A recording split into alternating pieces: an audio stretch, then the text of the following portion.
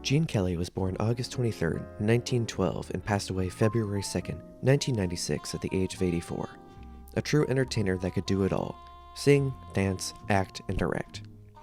He was a perfectionist in his work and uncompromising when a vision was in sight. Throughout his career, he was always breaking boundaries where no one thought could be possible.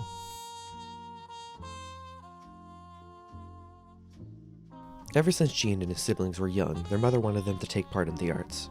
Unfortunately, their mother's dream had to wait due to the family's income. It was not until Gene started school that his mother enrolled him and his siblings into dance school. At first, Gene and his siblings studied with his mother and brother. When finances became better, they opened up the Gene Kelly Studio of Dance, where they had 2 studios in Pittsburgh. Gene was quick to find that teaching was a true love of his, even becoming well known throughout the country.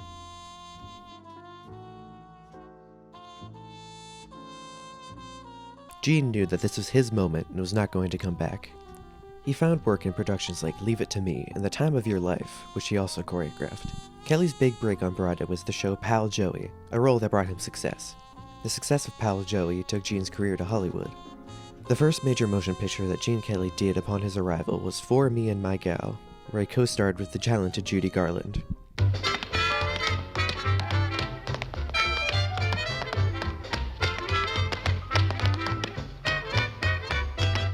Some of their most memorable work.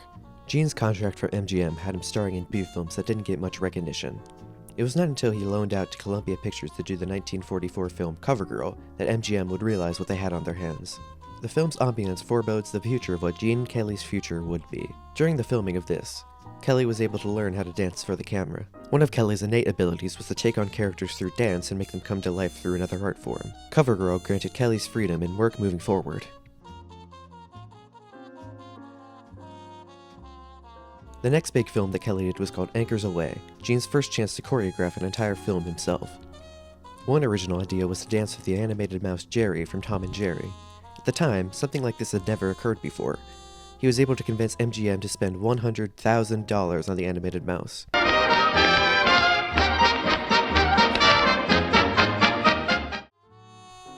Anchors Aweigh also provided Gene with his first Academy Award nomination for Best Actor, but would go on to lose to Ray Milland. MGM would go on to put Gene into roles that did not have much dancing. The Pirate and the Three Musketeers were both able to show his athletic abilities and physicality. Although Gene liked the strict acting roles, he wanted more. On the Town was Gene's opportunity to do something for himself. Not only was Kelly going to star and choreograph the film, but he was also directing alongside Stanley Donen. Kelly wanted all of his films to be natural, so he persisted that the movie be shot primarily on location in New York City.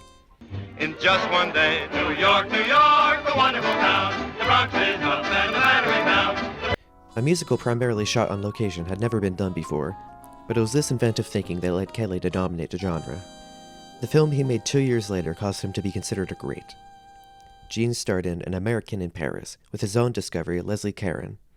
Kelly choreographed a 17-minute, one-take sequence that at the time was considered to be the most expensive musical number. Alas, it was also one of the most successful musical numbers. It included modern dance that strayed away from the typical Hollywood dance staple pieces. The film received 6 Academy Awards, including Best Picture and Best Screenplay. Kelly's last picture for it being the Gene Kelly musical. While filming the Good Morning routine, her feet were bleeding afterwards and all she could do was smile and go to work the next day. Donald O'Connor may have had the worst. Even with the raving Big Three movies, On the Town, An American in Paris, and Singing in the Rain, Gene struggled after his MGM years. He went to France to make the movie Invitation to the Dance. The film included no dialogue, a budget that was thrown out the window and was found hard to produce. The film is an ironic piece of work because Kelly used modern ballet that we see. Unfortunately for Kelly, his audiences were not ready for it, and MGM would shelf the film. Even though the American audience may not have been happy with Gene at this time, France loved him. Kelly went to France, where the ballet company of the Paris Opera commissioned him to choreograph a full-length ballet, Pas de Deux, opened in 1960. It was granted a 15-minute ovation and 27 curtain calls. In later years, Jean would receive the highest honor an artist could get in France. During the same time, the Hollywood musicals were changing. The numbers he did that were innovative and modern were the days of the past. At the age of 55, Kelly directed the biggest box office and critical success for the film, A Guide for the Married Man. This film was the opening for him to direct more famous films like Hello, Dolly with Barbra Streisand. The start of Jean's legacy was already taking place when Francis Ford Coppola asked him to choreograph his 1982 film, One from the Heart. Francis wanted to bring back the vibe from the studio era and knew the only person that could do it was Jean. When Jean was asked, he was 70 and quick to say yes. Gene Kelly had an affinity for the craft that made it seem like anyone could do it. Gene saw what musicals were and enhanced them. Kelly began his own style that took into account camera setups and how the routine should be edited together. Gene's creations were able to revolutionize dance and subsequently help a contemporary movement come to life. He was a workaholic that would spend hours choreographing and going over every micro detail of a dance number. He wanted his numbers to look natural. When you watched them, the dancing felt right for the moment and scene, rather than like a forced number.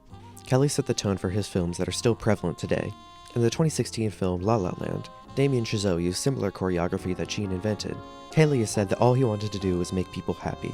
He realized in his later years that his dancing did the best job at making people happy.